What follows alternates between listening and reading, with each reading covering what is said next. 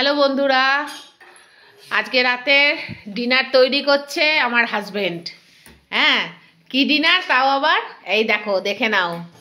আলু কা পরাটা। কি পরোটা সেটা তো বলবে। আলু পরোটা।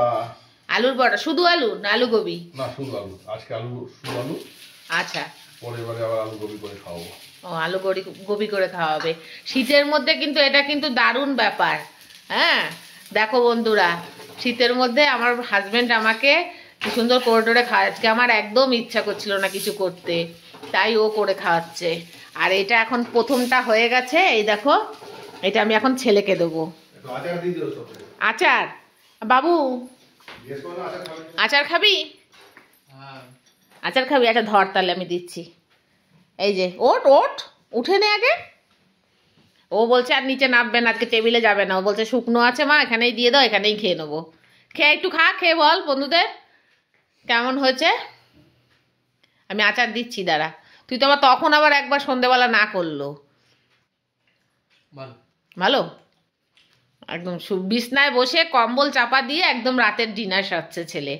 আর সঙ্গে রয়েছে আমাদের, ও তো জানো বন্ধুরা তোমরা, ও তো কোনো মিষ্টি ফিষ্টি খায় না, তাই এই যে আমাদের একটু মিষ্টি ফিষ্টি রয়েছে। এই যে সব, এই যে ঠাকুরের প্রসাদ প্রসাদ, একটু এখানে পায়েস রয়েছে অল্প একটু, আর এই যে আচার ছেলেকে দেবো, এটা আছে মিক্সড আচার।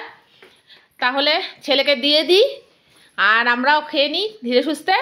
দেখা হবে খুব শিগগিরই আবার নতুন একটা ভিডিওতে। ততক্ষণের জন্য ভালো থেকো, সুস্থ থেকো, আর আমার ভিডিও ভালো লাগলে লাইক শেয়ার সাবস্ক্রাইব করো। টাটা বন্ধুরা, শুভরাত্রি।